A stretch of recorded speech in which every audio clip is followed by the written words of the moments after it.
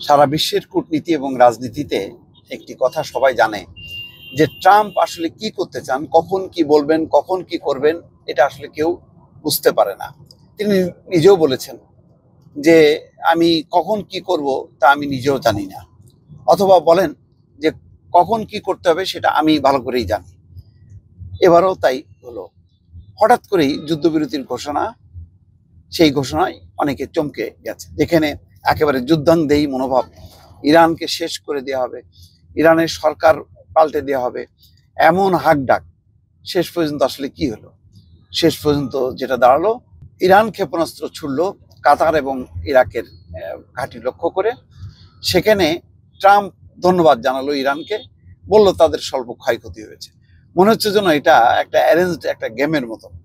সেই কারণে তার প্রশাসনের শীর্ষ কর্মকর্তারাও চমকে গেছে। নিউ ইয়র্ক টাইমস সে খবর প্রকাশ করেছে যে প্রেসিডেন্ট ট্রাম্প হঠাৎ ইসরায়েল এবং ইরানের মধ্যে যুদ্ধবিরতির ঘোষণা দিয়েছেন। সোমবার হোয়াইট হাউসের এক জ্যেষ্ঠ কর্মকর্তা জানান, ইসরায়েলের প্রধানমন্ত্রী বেনিয়ামিন নেতানিয়াহু এবং ইরানের কর্মকর্তাদের সঙ্গে কথা বলার পর তিনি এই ঘোষণা দেন। কাতার এই আলোচনায় মধ্যস্থতা করেছে বলে তিনি জানান।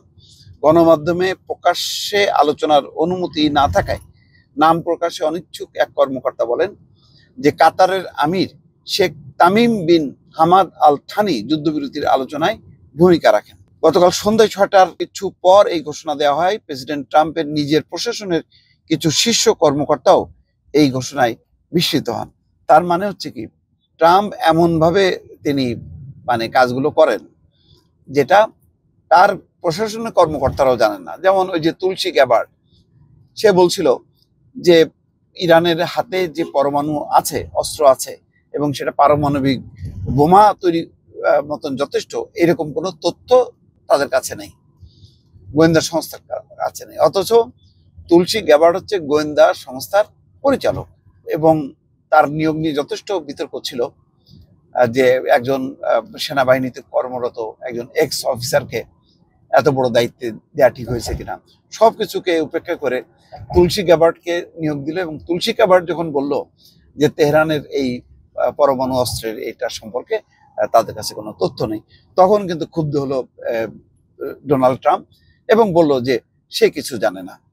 তো এইভাবে উপেক্ষা করা, কাউকে না জানানো, সবকিছুতেই সে নিজে করা, এবং আশেপাশে গুটি কয়েকজন ছাড়া।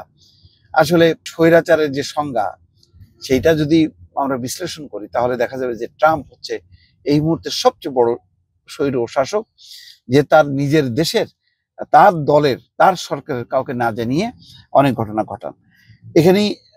এখানেও কিন্তু সেই ঘটনাই থাকলো যে প্রশাসনিক কর্মকর্তারা চমকে গেল। যেটা বলছে, কাতারের আমির Sheikh Tamim bin Hamad Al Thani যুদ্ধবিরতির আলোচনায় ভূমিকা রেখেছেন। গতকাল সন্ধ্যায় 6টার কিছু পরেই ঘোষণা দেওয়া হয়। প্রেসিডেন্ট ট্রাম্পের নিজের প্রশাসনের কিছু কর্মকর্তাও এই ঘোষণায় বিস্মিত হন। মঙ্গলবার ইসরায়েল ইরান দুই পক্ষই এই যুদ্ধবিরতির বিষয়টি নিশ্চিত করেছে। তবে ট্রাম্পের ঘোষণার 3 ঘন্টার মধ্যেই ইরানে ইসরায়েলের নতুন হামলার খবর পাওয়া যায়। এতে প্রশ্ন উঠেছে, আদৌ সব পক্ষ যুদ্ধবিরতিতে সম্মত হয়েছিল কিনা।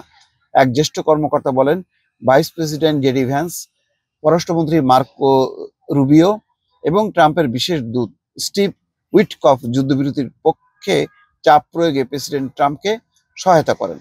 2 মাস ধরে এই 3 জন ইরানের পারমাণবিক কর্মসূচি সীমিত করার একটি চুক্তির লক্ষ্যে কাজ করছিলেন। ওই কর্মকর্তা বলেন, ট্রাম্প প্রশাসনের এই 3 কর্মকর্তা সরাসরি ও পরোক্ষ উভয় ধরনের চ্যানেল ব্যবহার করে ইরানের সঙ্গে যোগাযোগ করেন। ইসরায়েলের যুদ্ধবিরতিতে সম্মত হওয়ার শর্ত ছিল তাদের উপর ইরান আর আক্রমণ না করলে তারা যুদ্ধবিরতি মেনে নেবে। শেষ পর্যন্ত তাই হয়েছে। কিন্তু এই 3 জন ছাড়া, মার্কো রুবিও এবং ওই ভাইস প্রেসিডেন্ট জেডি ভ্যান্স এবং মধ্যপ্রাচ্য বিষয়ক যে দূত স্টিভ উইটকফ ছাড়া আর সম্ভবত কেউ জানে না। ফলে একটা খুবই নাটকীয় একটা যুদ্ধবিরতি ঘটালেন ডোনাল্ড ট্রাম্প এবারও। দর্শক ভালো থাকবেন, আল্লাহ হাফেজ।